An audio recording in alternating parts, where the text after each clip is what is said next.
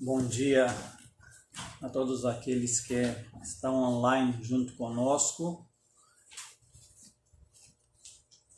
Vamos iniciar mais uma escola bíblica dominical, mais um momento que podemos aproveitar na presença de Deus, na presença da sua palavra, nos edificando.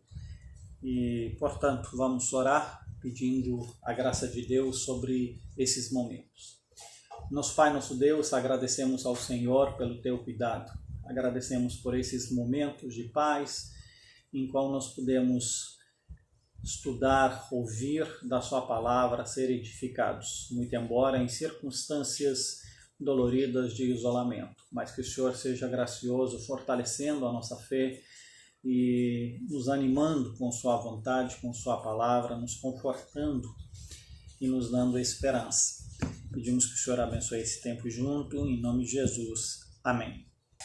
Convido os irmãos a abrirem as suas Bíblias para a meditação de hoje em Efésios capítulo 6, onde nós vamos ler a partir de versículo 1 até versículo 4. Lembrando aos irmãos que Paulo, desde capítulo 5, ele começa a mostrar o que é viver na luz, ser um homem novo dentro dos nossos relacionamentos. E Paulo começa a tratar diversos tipos de relacionamentos ou níveis de relacionamentos. Primeiro ele começa com a relação mais íntima, que é aquela entre mulher e marido, a relação conjugal. E nós tratamos disso pela graça de Deus domingo passado e percebemos que a relação conjugal, ela de fato segue o modelo de relacionamento que Cristo tem com sua igreja. E que modelo maravilhoso! Em outras palavras, também o casamento bíblico, o relacionamento bíblico conjugal, ele reflete o amor de Deus para a igreja e a submissão da igreja a ele. Em segundo lugar, um casamento, ele de forma natural, ele gera filhos. Em outras palavras, filhos são uma consequência natural de um casamento bíblico. É claro que existem casais que por motivos de saúde ou infertilidade ou alguns outros problemas acabam não podendo gerar filhos, mas isso já é outra coisa, isso é algo excepcional, de qual nós podemos até falar um pouquinho depois. E a geração de filhos, naturalmente, implica em outro tipo de relacionamento, que trata-se de como os pais tratam os filhos e como os filhos devem se portar em relação aos seus pais. Então nasce uma nova área, uma nova esfera de relacionamento. E é sobre isso que Paulo trata em seguida. Então vamos, portanto, ler capítulo 6, de 1 a 4. Filhos, obedecei aos vossos pais no Senhor, pois isso é justo. Honra a teu pai e a tua mãe, que é o primeiro mandamento com promessa, para que te vá bem e sejas de longa vida sobre a terra. E vós, pais, não provoqueis vossos filhos a ira, mas criai-os na disciplina e na admoestação do Senhor. Amém.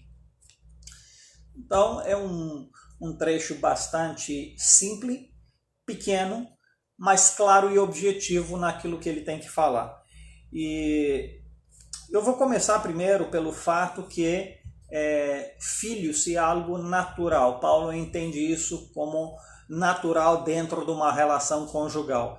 Muito embora no texto anterior e nesse, Paulo não trata exatamente de ter ou não ter filho, de o que é normal, porque para ele isso fazia parte da naturalidade da vida. Para Paulo e para aquele tempo isso não era uma questão.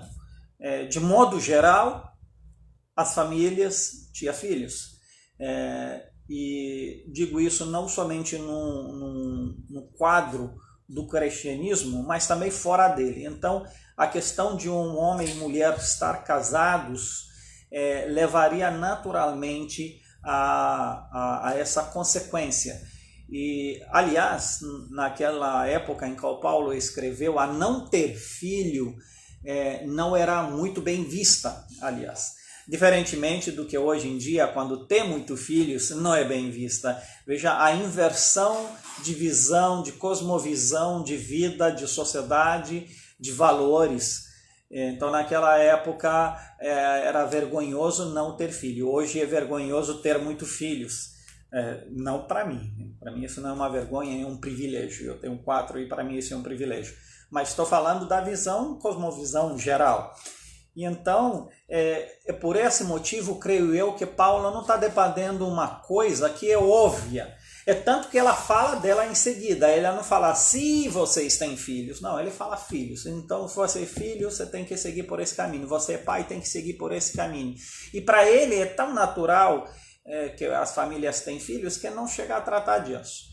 Mas como nos nossos tempos isso é, no entanto, um assunto que o Novo Testamento ele não o debate muito. No Velho Testamento nós temos algumas coisas mais fortes sobre isso, mas no Novo Testamento nós não temos muita coisa a respeito de ter, de não ter, e o Novo Testamento, de certa forma, ele não sacia tanto as respostas de muitos. É lícito ter ou é lícito não ter, dependendo das condições. Quantos filhos devemos ter? 1, 2, 3, devemos ter quanto naturalmente vai dar, devemos controlar ou não controlar isso. Como que a Bíblia, afinal das contas, se lida com tudo isso? Bom, o Novo Testamento, de fato, ele não deixa muito claro essa questão. Portanto, existem certos princípios e cuidados que devemos ter. O Velho Testamento, por outro lado, ele tem outra tônica, ele tenta deixar isso mais claro, como, por exemplo, a questão inicial em Gênesis mostra que estava dentro da natureza do homem gerar filhos, e isso era de fato um mandamento. Era uma bênção junto com o mandamento, seja frutíferos e multiplicai-vos e enchei a terra. Então, é claro que isso estava muito, vamos dizer, objetivo naquele tempo. Agora, também é claro que a situação e também a premissa de qual se partia era diferente do que hoje, porque a humanidade estava se formando. A terra era vazia nesse sentido do ser humano. E o ser humano ele precisava se espalhar para toda a face da terra, espalhar a glória de Deus e controlar a natureza. Então, essa questão de gerar filhos, e tanto é que a longanimidade das pessoas era muito maior também, a longanimidade de vida. Agora, aparece uma questão reversa, que nós estamos num mundo populado ou suprapopulado. Será que esse contexto pode nos levar a pensar diferente? Em que aspectos? Então, esses são temas bastante complexos e, honestamente, creio que nós não podemos botar um ponto final nessa questão, não podemos ter um princípio absoluto e responder de maneira absoluta. Nós podemos gerar alguns princípios, ou melhor dizer, falar de alguns princípios e, além disso, deixar que o Senhor orienta cada família. No Velho Testamento, também no povo de Deus, havia muito clareza quanto à naturalidade de se ter filho. E para eles havia a ver também com a herança, com a fortificação da família, da comunidade e tudo mais. No Novo Testamento, porém, como já falamos, essa tônica ela não é levada em frente, não quer dizer que ela não existia. E eu acredito que aqui vale algumas menções. Primeiro, o cristianismo ele se desenvolveu a partir da esfera judaica. E como a esfera judaica já tinha essa tônica de viver em comunidade e de ter filhos, talvez por essa razão era uma questão que não se fez necessária a ser falada de tão natural que ela era, não havia pergunta, não havia questionamentos a esse respeito muito. Então, talvez esse seja um motivo. Entre os gentios, embora não tinha a mesma filosofia de vida com o judeu, no entanto, parece que isso também estava comum, que os casais tinham filhos. Ainda naquele tempo também creio que os métodos, vamos dizer, contraceptivos, eles era em menos número do que hoje.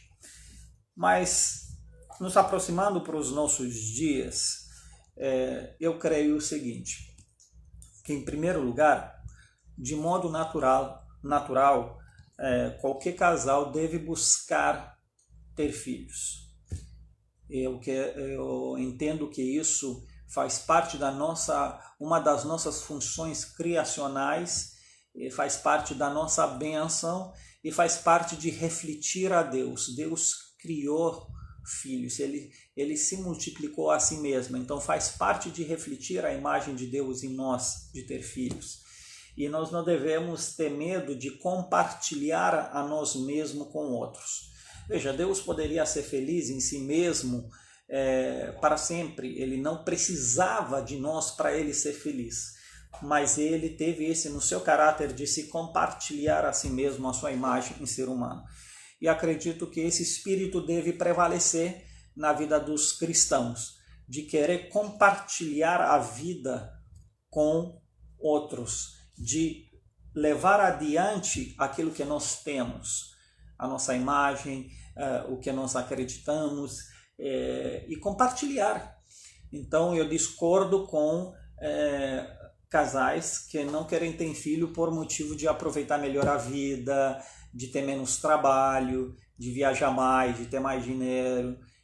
Esse para mim é um motivo inválido, porque eu acho que você aproveitar a vida significa também abençoar, e nesse sentido creio que é natural ter filhos. Então a primeira parte é refletir o caráter de Deus, que é natural fazer isso. Em segundo lugar, é uma das maiores bênçãos que nós podemos produzir na vida. É algo que ele faz a se sentir diferente.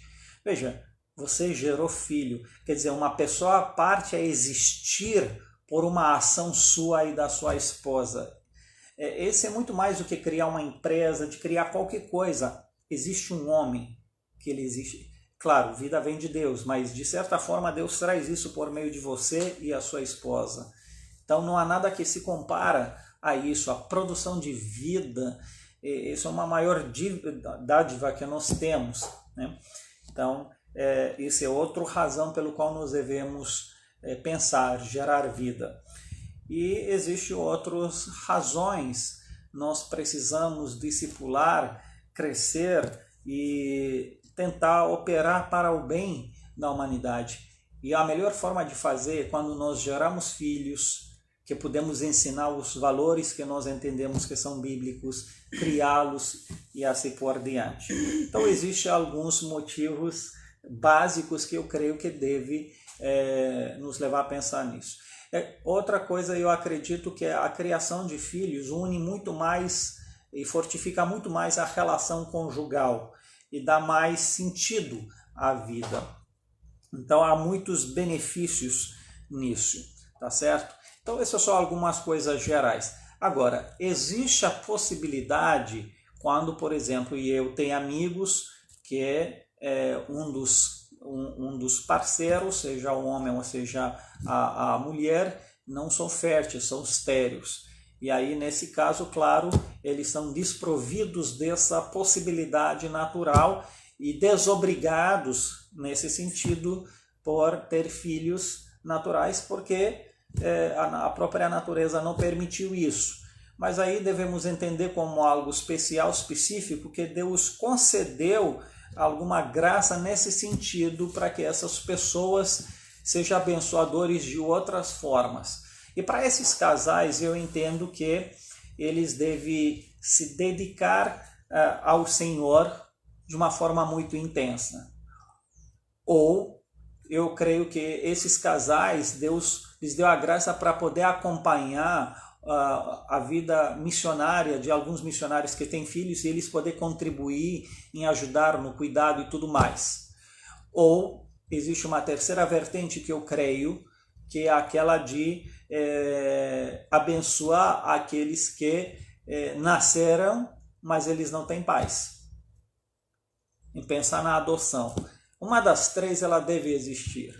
Eu acredito que mesmo sendo estéril, não pode fazer disso uma desculpa de você não se envolver com crianças. Essa opção para mim é inválida.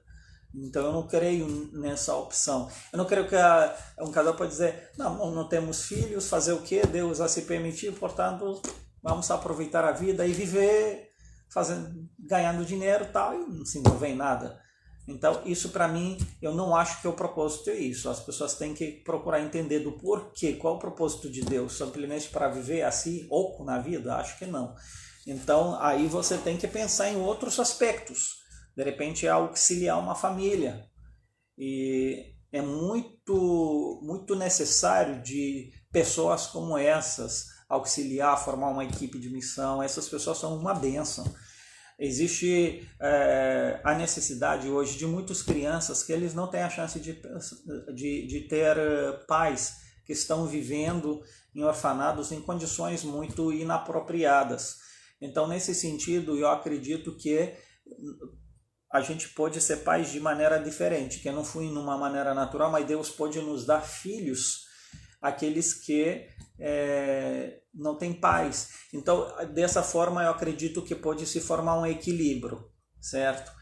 E aqueles que foram abandonados, eles não podem viver para sempre abandonados, mas existem esses casais sem filhos que podem adotar, e assim aqueles que não podiam ter filhos se alegrar porque tem, no entanto, filho, e aquele filho que é adotado se alegrar que tem pais.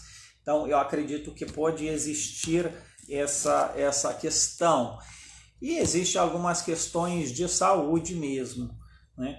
Mas fora desse quadro, eu não aconselho que um casal esteja por muito tempo sem filhos. Eu vejo isso como perigoso, tá certo? Eu entendo que tem que ter filhos. E se perguntar a minha opinião, mas pastor, quanto à questão de números? Olha, honestamente, quando eu olho para as escrituras, eu vejo que em maioria dos casos se fala no plural, filhos. Quase nunca se fala filho. Eu não estou dizendo, portanto, que um casal não pode ter só um filho. Até porque tem casais que, por um milagre de Deus, conseguiram ter um filho e não pode ter o segundo, ou pode ter o primeiro e não pode ter o segundo por questões de saúde, que prejudica ou leva ao risco de morte por parte da mulher na gravidez. Então pode existir esses casos. Então não estou dizendo que é fora. Mas de modo normal, eu acredito que tem que ter mais de um. E a partir de mais de um, aí eu já não entro mais. Aí a partir de um, eu acho que cabe, no entanto, à família, a consciência da família, avaliar diante de Deus quanto. Mas eu acho que tem que perguntar primeiro a Deus. Você não pode simplesmente calcular materialmente a coisa. Mas mais do que um, eu acho que qualquer família, de um modo natural, deve ter. E eu creio isso por causa da pluralidade, como Deus trata as coisas, e creio por outra razão. A própria salvação envolve que nós vivemos em conjunto com outros irmãos, e em conjunto com outros irmãos nós crescemos. Então eu creio que uma criança ele pode crescer muito mais saudável em conjunto com outras crianças. Muito embora ele pode ter pais saudáveis, mas até o fato de ele não crescer com um caráter mais egoísta, mais individualista, aprender a se relacionar, se lidar com tensões, acredito que é muito saudável ter no mínimo 2. A partir daí, cabe a cada família. Eu e minha esposa escolhemos ter mais, e talvez a gente teria mais se não fosse por questões pessoais que não cabe agora dizer. Mas aprove a Deus, nós temos 4 e nós somos muito felizes com isso. Com isso não estou dizendo em ser feliz que é fácil, é muito difícil, frustrar alguns projetos, a gente queria fazer algumas coisas, não pode, eu queria produzir mais na questão de escrever livros e tudo mais, não posso. Então claro que existem certos sacrifícios, mas esses sacrifícios são válidos dentro do que nós entendemos que vale a pena. Então não acho que tem que ter só um, não mesmo. Eu tenho amigos que só tem um, os respeitos, mas não concordo que tiveram só um, quando poderem de fato de ter 2. E eu acredito que essa questão financeira, entre decidir 1 e 2, é inválida. Então, a partir de 2 pode até pensar, mas pelo menos 2 eu acho isso saudável. Mas, pastor, e se na adoção? Adote 2. Eu não vejo problema de adotar 2, abençoar 2 pessoas. Bom, acredito que eu já falei demais sobre isso, mas eu gostaria de que seja dito isso, porque acho que é muito importante. E dito isso, agora ter filhos não significa que tudo vai às mil maravilhas, mas tem alguns desafios. E esse relacionamento, Deus trata dele. E começa com os filhos, com a responsabilidade dos filhos diante dos pais. E essa responsabilidade dos filhos, parte é a responsabilidade nossa de ensinar os filhos isso, porque eles não sabem por natureza. Mas aqueles que já cresceram, eles precisam ser conscientes de qual é o mandamento de Deus para os filhos. E aqui, meus amados, envolve vários aspectos, porque hoje nós vivemos numa sociedade em qual os filhos têm uma liberdade cada vez maior e os pais apenas respeitam, e muitas vezes essa questão de respeito e obediência e liberdade são vistas de maneira muito errônea. Mas vamos lá. Filhos, obedecei aos vossos pais no Senhor, por isto é justo. Então, a primeira coisa, o autor entende que os filhos têm que obedecer aos seus pais, têm que se submeter à linha de raciocínio, nas diretrizes dos pais. E a primeira constatação que eu quero fazer, e pode parecer óbvia, pode parecer que não se fala muito disso, mas nos nossos dias nós devemos prestar atenção nisso. Filhos, obedeceis aos seus pais. É claro que alguém pode dizer, mas, claro, Paulo fala dessa relação entre pais e filhos dentro da família. É óbvio que diz obedecer aos seus pais. Sim, é óbvio. Mas eu entendo que tem uma segunda linha de raciocínio que acompanha a primeira. A primeira responsabilidade dos filhos em questão à obediência, em questão à direção, é com os pais. Por que eu digo isso? Porque não é o governo e não é outra instituição que deve dirigir como nós criamos os nossos filhos. E os filhos não podem adotar regras ou ideologias de vida de fora. A responsabilidade bíblica de vocês como filhos e dos filhos é com os pais. Quem responde pelos filhos e a quem eles devem obediência são os pais. Os pais que respondem, e o filho, Deus pede para o filho prestar atenção na direção que os pais dão, e eles vão ser cobrados por isso. Deus não está pedindo para os filhos se submeter ao governo, se submeter a conselho tutelar, se submeter a outras instituições e nem às pessoas de fora. Então os filhos têm que prestar atenção na vida familiar. Eu não estou dizendo com isso que os filhos agora têm que desobedecer à lei, mas estou dizendo que a responsabilidade deles é com os pais, e os pais que respondem ao governo, não os filhos. Eu acho que essa deve ser a relação correta. Portanto, existem algumas questões. O governo, outra instituição, tem regras gerais. Uma família tem regras específicas. Porque cada família tem sua identidade, tem seu propósito de vida dentro do plano de Deus. Por exemplo, nós como missionários temos um plano de vida ministerial. Hoje nós estamos aqui, outra hora nós podemos ficar no outro país. Então, claro que estruturamos a nossa vida, princípios e valores em função da nossa rotina e da nossa missão. Então, os filhos é imprescindível que eles se adaptem a isso para que a vida deles seja boa também. E não há regras comuns gerais para todos. E Deus deu aqueles filhos àqueles pais. Quer dizer, aqueles pais têm que ter aptidão para criar aqueles filhos, e eles são os melhores para aquilo quando são responsáveis dentro daquilo que Deus os chama. Deus não deu os filhos ao governo. Nós não somos apenas um depósito de seres humanos que produz como galinhas que estão lá na linha de produção, tira as coisas, vai lá e elas estão lá só para produzir para outros. Não é desse jeito. Nós somos famílias com autonomia e com direção e liberdade de fazer escolha. Portanto, Deus deu filhos, repito, a famílias e não a um Estado. Então, eles não pertencem ao Estado, assim como alguns países comunistas clamam que as crianças são do Estado. Não. E, portanto, o Estado não tem autoridade e ele não tem, diante de Deus, vamos dizer, liberdade de ensinar aos nossos filhos como eles devem viver e o que eles devem fazer. Eles têm que obedecer aos seus pais. Os pais, por sua vez, têm suas responsabilidades com o governo. Então o governo, se quiser, trata com os pais, mas não com os filhos. E ainda assim Deus deu autoridade aos pais ensinarem seus filhos. Então acabou ali. O resto não cabe ao Estado. O Estado pode oferecer ensinos acadêmicos e tudo mais e outras coisas, mas cabe à família dirigir como que dirigiu os seus filhos, até se eles vão para a escola ou não. Eles podem fazer homeschooling, eles podem ir na escola se a família opta assim. Essa deve ser uma escolha de famílias, isso não deve ser uma obrigação na verdade, porque o Estado ele quer criar um país do jeito que ele quer, mas quem diz que tem que ser assim?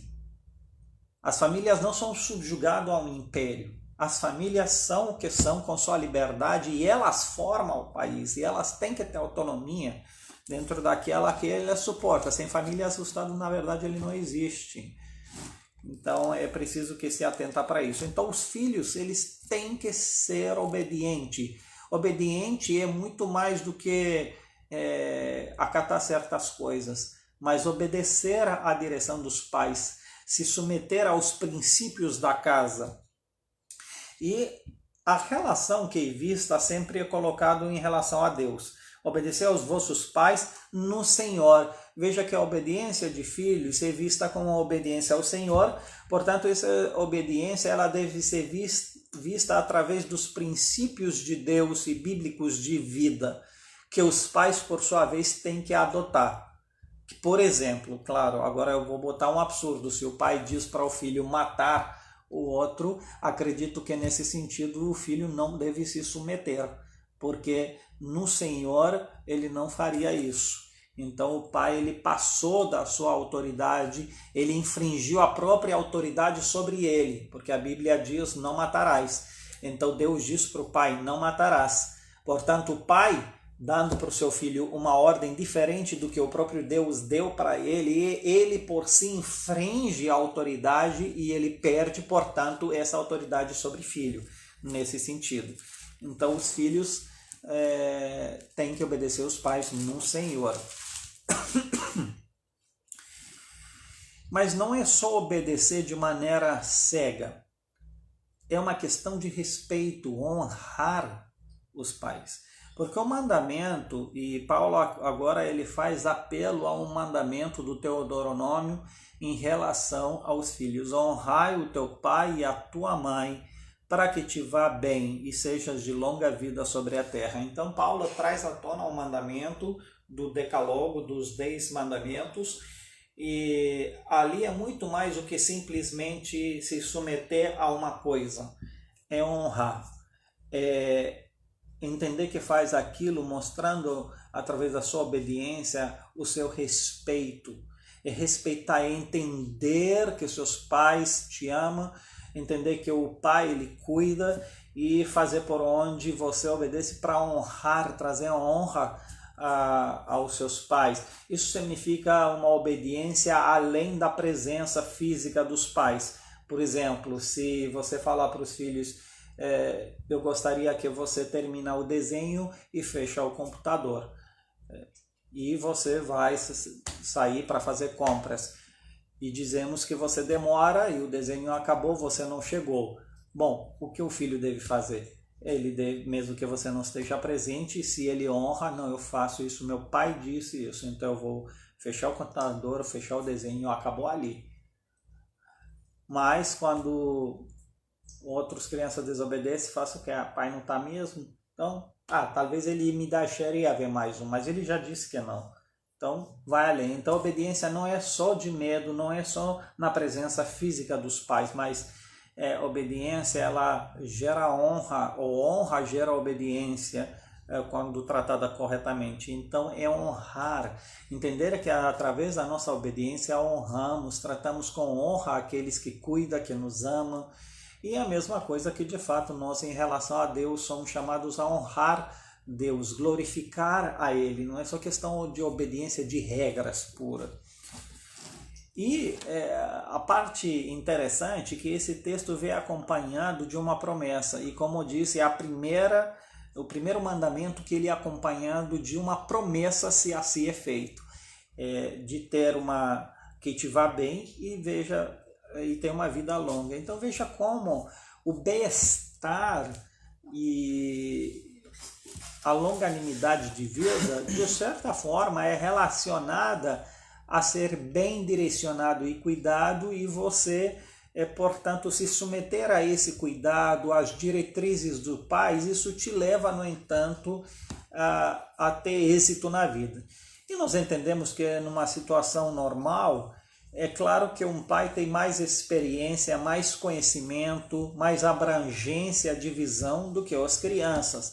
Então, crianças se submetendo aos pais de uma maneira natural, eles têm a ganhar, porque os pais entendem melhor, então direciona a criança para um caminho que vai lhe produzir bênção. Mas se a criança vai pelo seu caminho limitado em sua visão, ele pode se dar muito mal. Então, naturalmente que esse mandamento ele leva a você se dar bem e, ao mesmo tempo, viver mais. É interessante que quando nós olhamos para nossas sociedades, há uma taxa de morte entre a juventude muito grande. E é claro que isso se deve às suas escolhas pecaminosas e tudo mais, mas essas escolhas e tudo mais refletem, no entanto, um caráter de desobediência aos pais e um caráter de desobediência a Deus. Então, claro que as consequências elas chegam mais cedo e mais tarde. Então, muitas coisas poderiam ser evitadas se teria essa qualidade de vida. Mas depois, Paulo volta agora para a responsabilidade dos pais. E vós, aqueles que são autoridade, em outras palavras, a responsabilidade não cabe só aos filhos, aqueles que obedecem, mas sempre aqueles que são autoridade, Deus também lhes dá diretrizes de responsabilidade. Então, veja, diante de Deus, tanto faz se você é autoridade ou você é a parte que se submete. Os dois têm responsabilidade. Infelizmente, no nosso mundo, é visto como aquele que tem autoridade tem mais regalia, tem mais liberdade, ele pode infringir mais fácil as coisas. E aquele que se submete é inferior, tem menos liberdade. Mas diante de Deus essa filosofia não presta. Porque diante de Deus, tanto um quanto o outro tem a mesma dignidade. A questão da dignidade humana, ela é igual. Tanto filho, quanto pai, quanto autoridade, quanto a parte submissa, elas são iguais. O que difere é a questão de funcionalidade, são funções. Mas a funcionalidade não torna um superior, outro inferior. Torna apenas em posições de trabalhos diferentes. O pai ele não é superior, um ser superior, mas ele é uma autoridade que tem mais experiência e tudo mais. E a criança não é inferior como ser. Ele é, no entanto, um ser humano com a mesma dignidade e valor, mas com responsabilidades limitadas.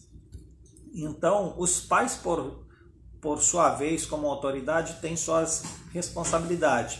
Não provoqueis vossos filhos a ira, mas criai-vos na disciplina e na admoestação do Senhor. Então, primeiro, o pai, por ser pai, não quer dizer que pode fazer qualquer coisa. Primeiro, ele tem que não provocar a criança a ser rebelde, desobedecer. A criança é muito fácil para ser provocada.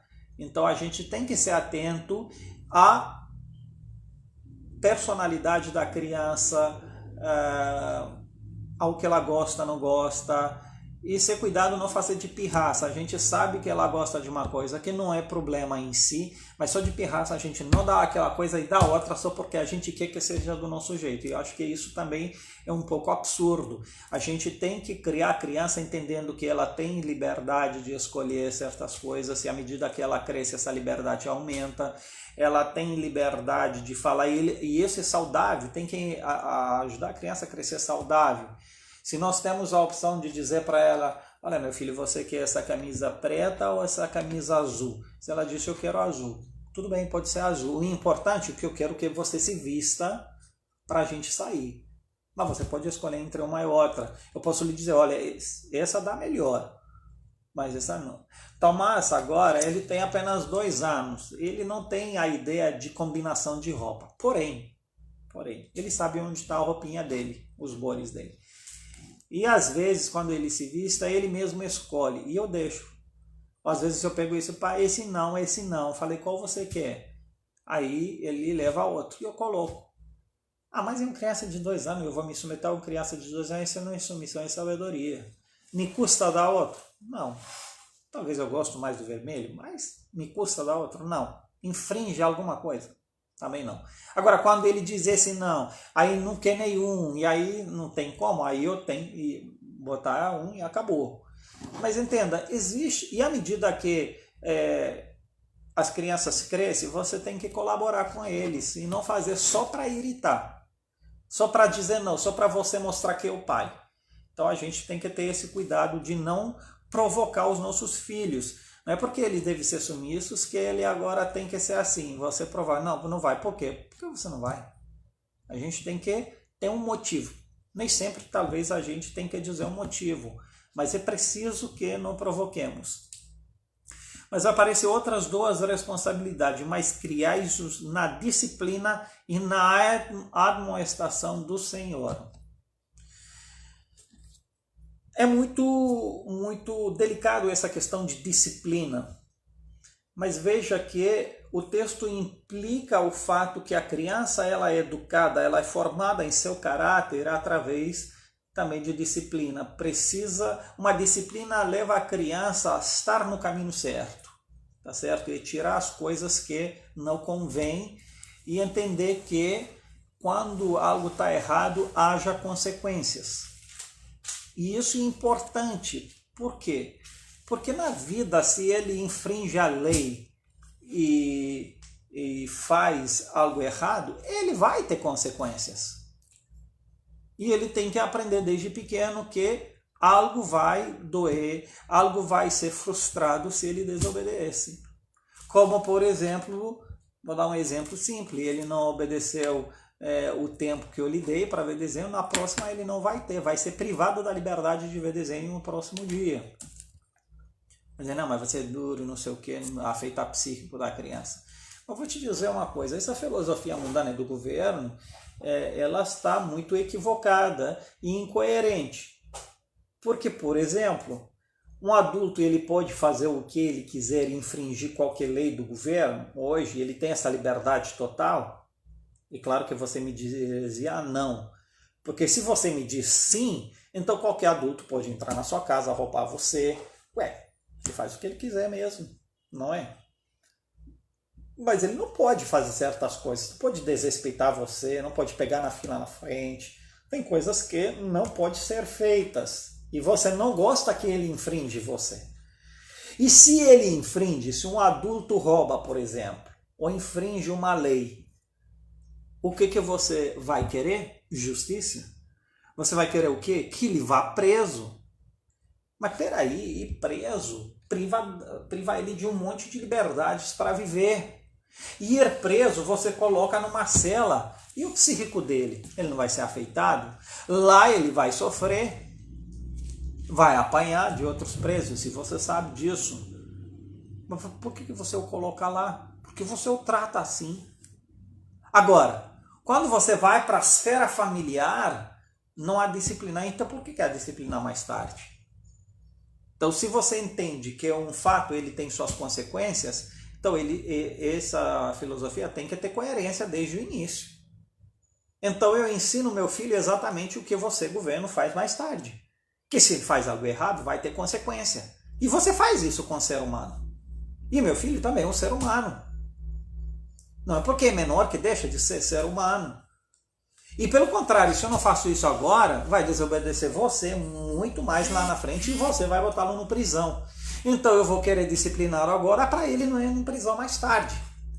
Então o governo não tem coerência nisso. Você não pode me proibir de disciplinar meu filho porque a vida dele, mas você mais tarde discipliná-lo, no entanto, se faz algo errado. Então nem você pode tocar nele. Se eu não posso tocar nele, você como governo, você não vai poder tocar nele mais tarde. Quando ele vai fazer uma besteira, eu vou dizer, não, tocar nele não. Porque você também, quando ele fez uma besteira menor, você não me deixou tocar nele para ajudá-lo a ser um homem diferente mais na frente. Então agora você também não tocar nele não. Porque vai afetar o psíquico dele se você botar ele em prisão, não é não? Então veja como essa questão de disciplina ela é muito válida e o governo tem incoerência quanto à filosofia de vida de hoje. Então a disciplina ela é precisa e a disciplina é para corrigir erros e para prever de consequências negativas na vida dos outros.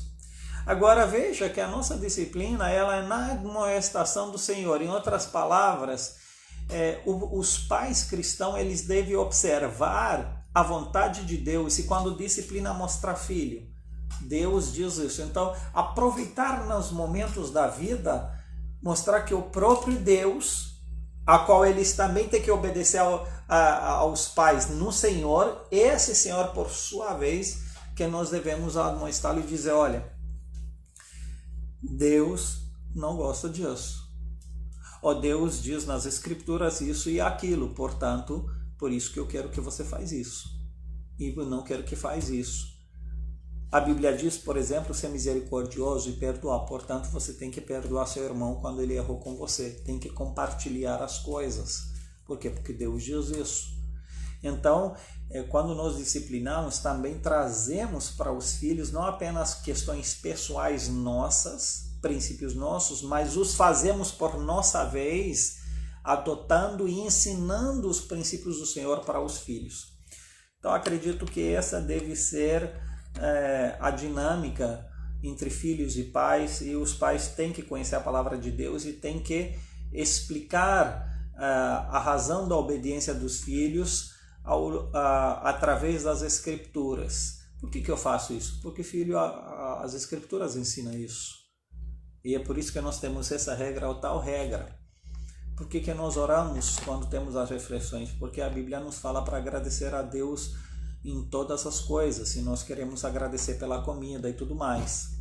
Porque seria inadequado fazer outras coisas em vez de cultuar no domingo, porque o dia que nós devemos cultuar, por isso eu não vou te deixar fazer outras coisas, eu quero que você vá na igreja. Então, existe essa demonstração no Senhor. Muito bem, eu acredito que com isso nós tivemos uma boa compreensão do texto e peço que os amados pensem nisso, reflete e deixa Deus operar no seu coração, tá certo? Então vamos orar, encerrar assim o nosso tempo, que Deus abençoe os irmãos. Nós vamos nos encontrar às 19 horas online à noite para o culto e que Deus concede a vocês um bom almoço, um bom dia, tá certo? Então vamos orar. Nosso Pai, nosso Deus, nós somos gratos ao Senhor pela sua palavra, por tudo que o Senhor teve a nos dizer e pedimos que a sua palavra se faz viva e eficaz em nossas vidas. Que o Senhor tenha misericórdia de nós, aqueles que somos pais, nos lidar com sabedoria com nossos filhos e abençoe os filhos para eles serem obedientes aos seus pais, aqueles que ainda estão em projeto de ter filho, que o Senhor os abençoe nisso, lhes dando direção. E entregamos nas suas mãos as nossas vidas, em nome de Jesus, amém. Que Deus abençoe os irmãos, bom dia.